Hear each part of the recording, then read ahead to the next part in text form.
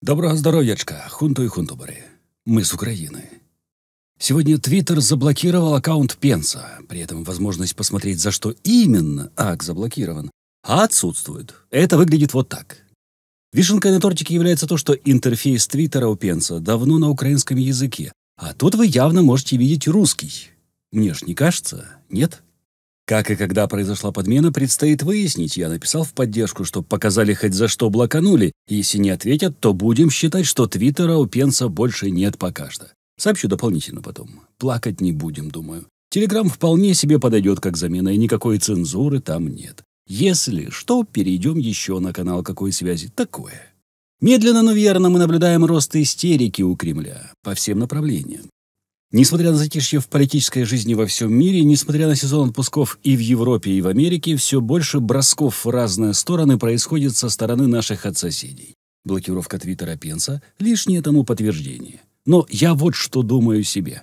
Это пока истерика именно Кремля. Это пока волнение властей и ботов ею управляемых. Это страх. Но страх чего?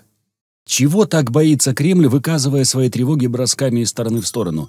Ну, подумаешь, 42 640 Иванов превратились в белых «Жигулей». Ну, еще 127 тысяч никак не определятся, в какую им сторону. Я предполагаю, что еще 30%, а то и 40% можно накинуть сверху и к той цифре. Посчитаны далеко не все. Это я вам точно говорю. Но послушайте, это же всего лишь доли процента от общей численности русских. Если даже считать, что их там не 145 миллионов, а всего лишь 70, то даже 200 тысяч – это для них пыль. Капля. Статистическая ошибка. Вот, говорят, бурятов занесли в Красную книгу. Ну так то ж буряты. Тоже не славяне, как бы, да? Так чего ж так истерит Кремль? Отчего так громко и сильно пыля светит своих ботов и вообще лезет в бутылку откровенно, уже не стесняясь, по всему миру уже? Ну вот, начавшаяся разборка самолетов на запчасти – это ж не проблема, верно?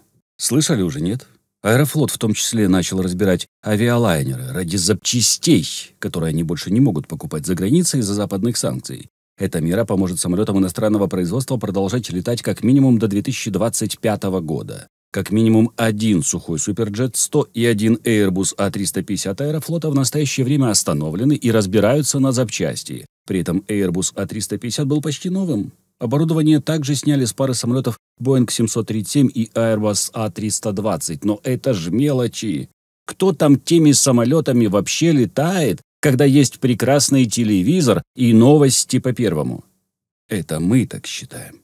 Это нам так кажется. Но вот сегодня началась еще одна истерика, теперь уже у Люда.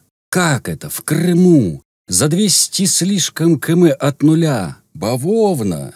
Как? Где ПВО? Где все? Где Путин? Где что? Как такое вообще может происходить?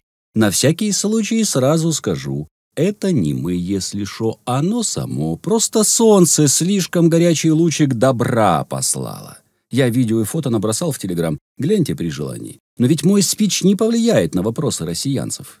У Путина спросят, не где самолеты, кефир и новые сапоги, а где успехи в восстановлении новой, еще более великой России, СССР 2.0.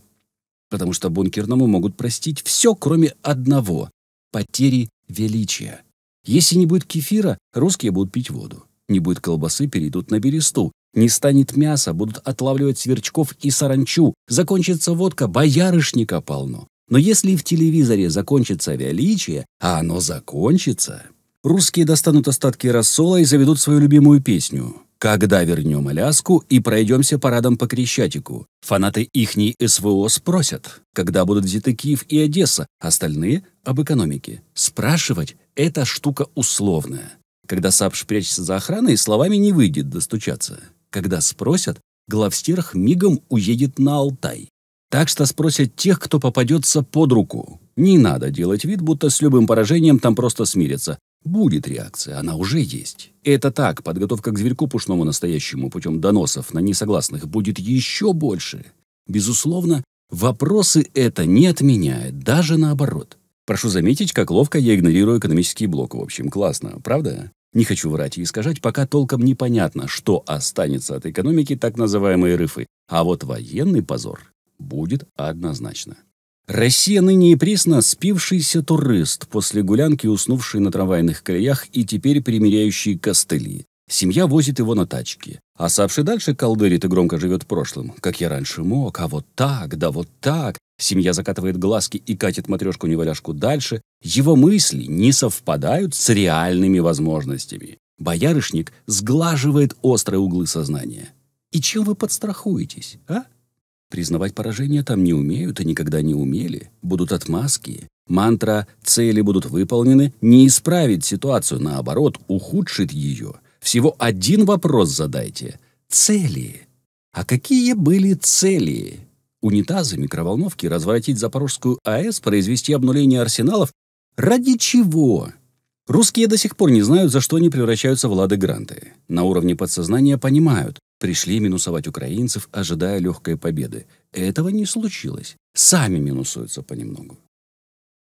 Как только их авантюра завершится не так, как того хотели русские, случится что-то интересное. Ведь нападение на ближнего своего – желудочный сок империи. Российское общество на своем пещерном уровне адски раскачивается лишь такими событиями. Строить, создавать, по крупицам подниматься там не умеют. Бунтовать там не умеют, стоять за реформы тоже, лишь бы хрючево было и боярышник по аптекам. Когда желудочный сок становится отравой, организм начинает болеть, как минимум пронесет хорошенько. А война ведет именно к этому. Отсюда очередные попытки Кремля нас шантажировать. Прежде чем думать о заминированной Запорожской АЭС, вспомните интервью Путина. Тут вопрошал, зачем нам мир, в котором не будет России? Аргументы с той же оперы. Диктатор считал, что шантаж сработает. «Ща как выйду, как и намекну, что всем хана без нас будет». Ой, не сработало. Ладно, начинаем СВО и попробуем еще раз. Надо же, опять не сработало. Окей, наша пісня гарна і нова, починаємо її знову.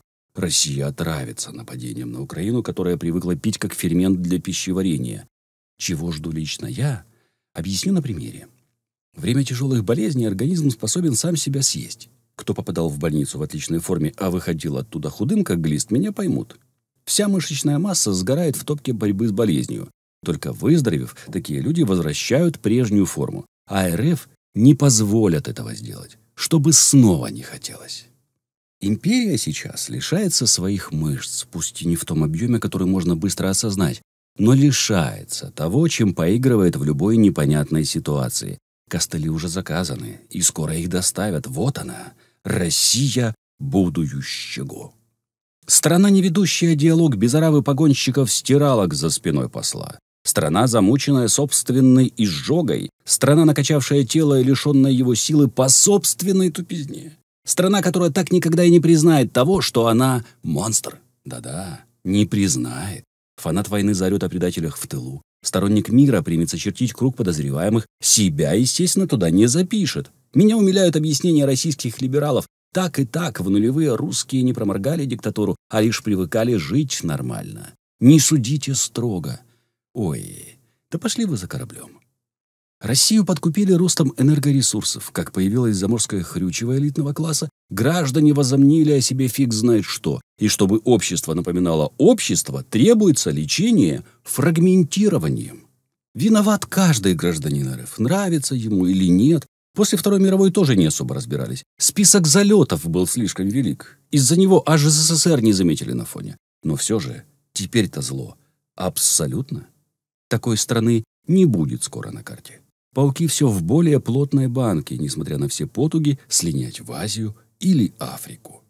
Слава Україні, слава ЗСУ. Ставайте донаторами Пенса, підпишіться і передивіться ролик на другому каналі 24UA Pence. Зробіть і тут, і там червону пімпочку сіренькою, потім тисніть дзвоника, виберіть всі нагадування, бо більшу частину доходів каналів Пенс відправляє на перемогу. Тож це і буде ваш вклад в перемогу України.